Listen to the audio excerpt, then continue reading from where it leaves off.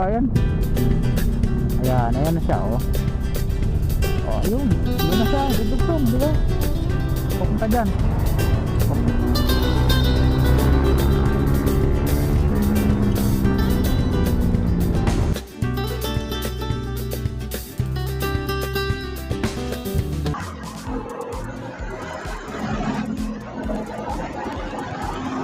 Yun, magandang hapon pong muli sa inyong lahat mga kabayan. Welcome back po sa ating munting channel. Ayan po ay araw ng Martes, ika-10 sa buwan ng Pebrero 2025. Ang ating pong oras, ganap ng alas 3:25 ng hapon.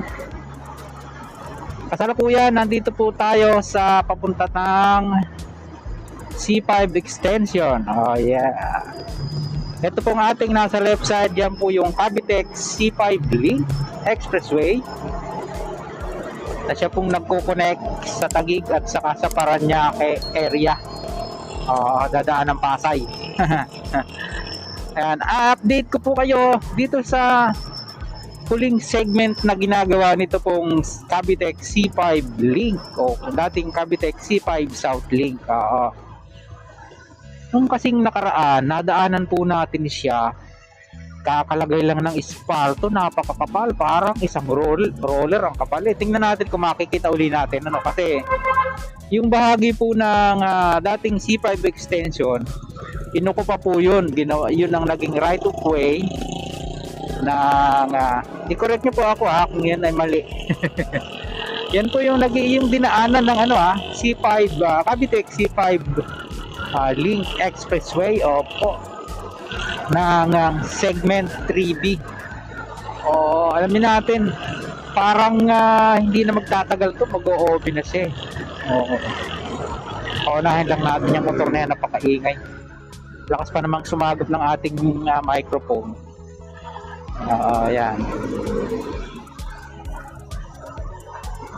Mapalad tayo dahil nakapag-vlog tayo nung Sunday kahit pa paano. Walang gaanong malakas na amihan. Ngayon napakalakas na naman, umpisa nung Monday, grabe.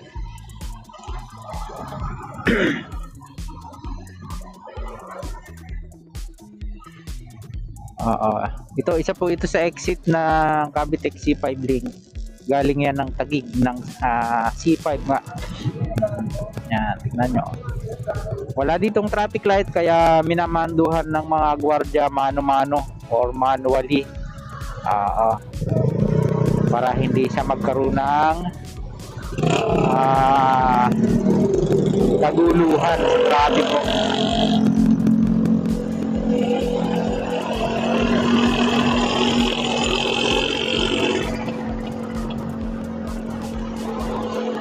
Pinapalayo ko yung motor na maingay, adya pa rin. Hindi siya makalayo sa atin.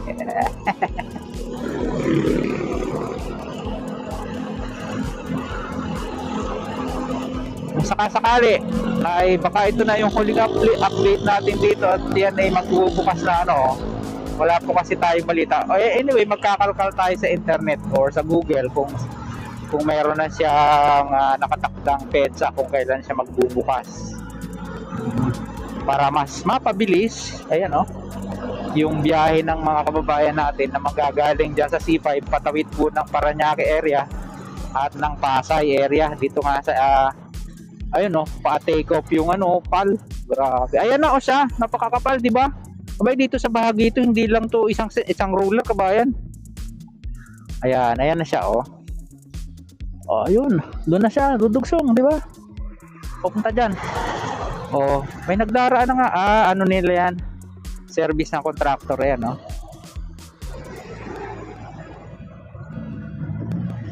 Ay, kaya itong gilid to. Dito sa bahaging ito, hindi siya gaanong makapal. Ayan, may pababa na namang eroplano. Yan po kasi, runway yan. Yung likod na yan, Kaya siguro, hindi pwedeng gawing elevated dito. Delikado, di ba? Baka masabitan ng tainga ng eroplano. Samantalang ginagawa yung kalsada, nakakaranas ng ganitong bagyang pagsisikip ng daloy ng mga sasakyan. Dahil meron pong mga intersections dyan sa unahan. Ayan o, mahaba-haba yan. Pag medyo lumuwag, susundan natin itong mga ito, magka-counterflow to.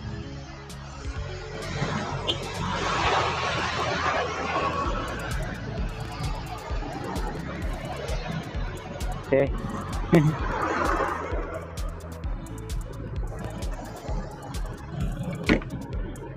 Against the light tayo.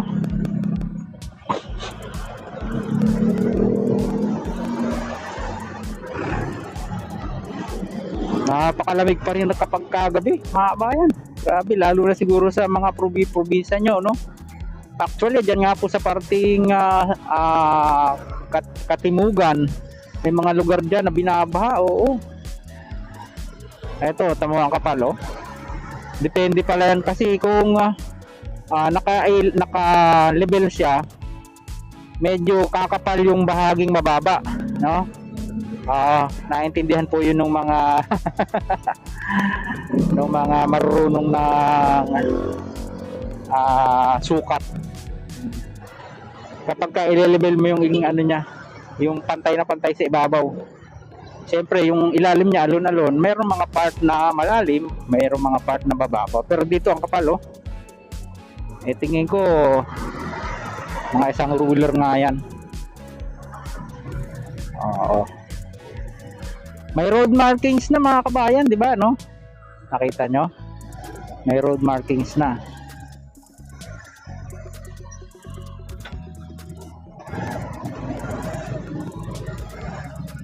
Silipin natin. Ayan, no? May road markings na, oh.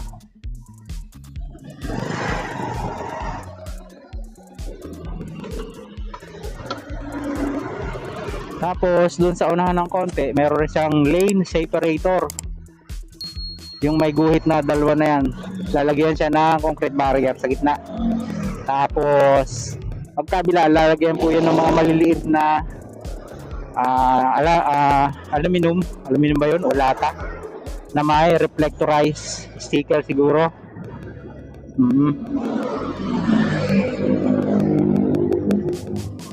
Para sa safety po ng ating mga kababayang motorista. Ayan, oh, yan sa gitna.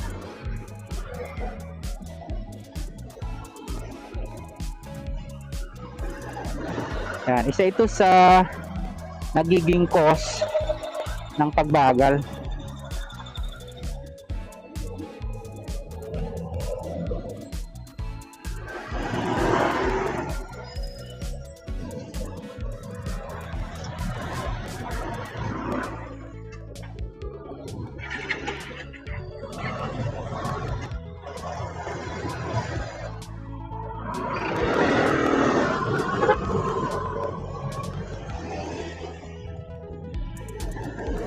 Bakit sinisinok ang aking motor? Kakagas ko lang,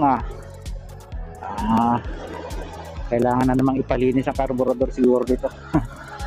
Sayang nang nakaraan, wala pa to, kitang kita yung loob eh. Di bale? Oo.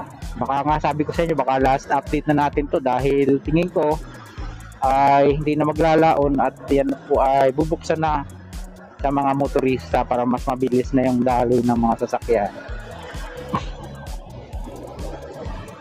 Sa ngayon kasi para ma-access mo yun kung galing ka ng C5 ay mag-exit ka dito tapos dito ka dadaan sa dinadaanan natin. Ayan, oh.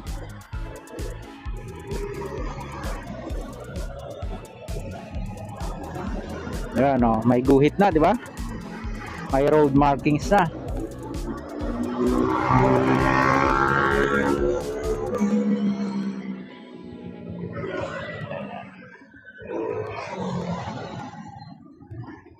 Tapos ito, parang sisimentohin pa nila itong babang to. Lalagyan ng mga ano, may mga ano, drainage system.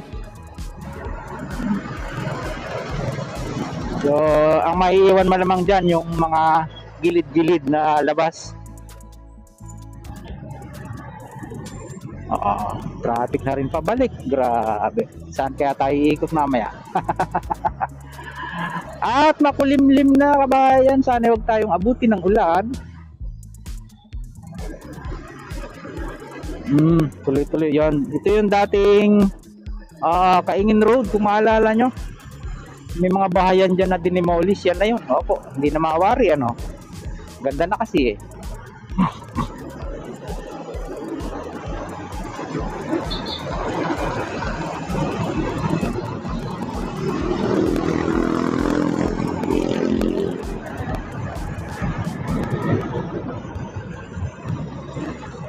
Dito delikado sa gabi yan sa mga nakamotor. Pag hindi nyo kabisado, dahan-dahan lang kayo rito.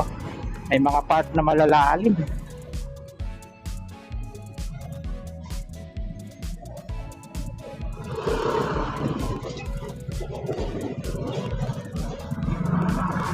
Ginagawa yung papuntang multinational ano. Expect moderate to heavy traffic along Multinational Avenue due to project of DPWH. Yan. Lalaki kasi ng truck na nagdaraan dyan. Pupunta natin yung isa pang viaduct na tatawid dito sa C5 extension ano. Yung malapit na dyan sa may interchange ng Sukat.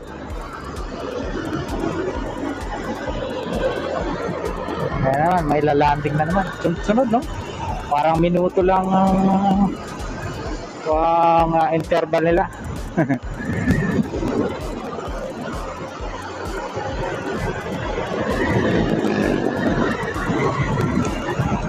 Lakas talaga ng hangin.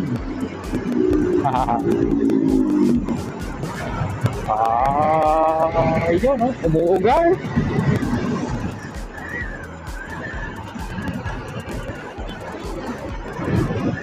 Yun. Ayan, malapit na tayo. Di ba?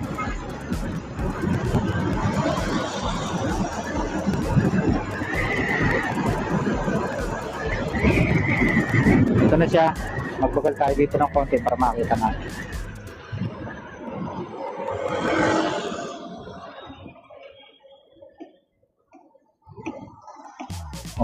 May gumagawa pa. Ayun oh.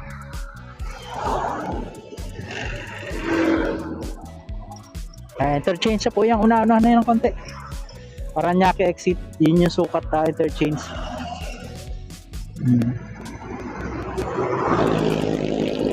Yun oh, elevated yan dito hanggang doon. Hanggang doon sa dinaanan natin na viaduct. Grabe.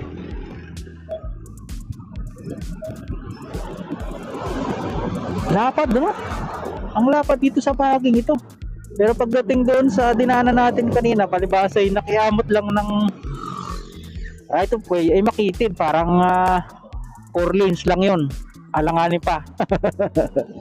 4 lanes, 2 lanes pagkabila, ano, alanganin pa. Siguro hanggang dyan lang muna yung pong ating update dito nga sa Cavitex C5 Link Expressway ng segment 3B. Patapos na, malapit nang magbukas yan. So ngayon lang napagawi sa ating munting channel. Huwag nyo kalimutang mag-like at mag-subscribe. Pakipindot po ang notification bell para lagi po kayo updated anytime na mag-upload po tayo ng video. Kung muli si Kabayang Ares, lagi nagpapaalala, mag-ingat po tayo, lagi tayong manalangin at pasalamat sa Diyos. See you po on my next vlog, God willing. Hasta, bye bye.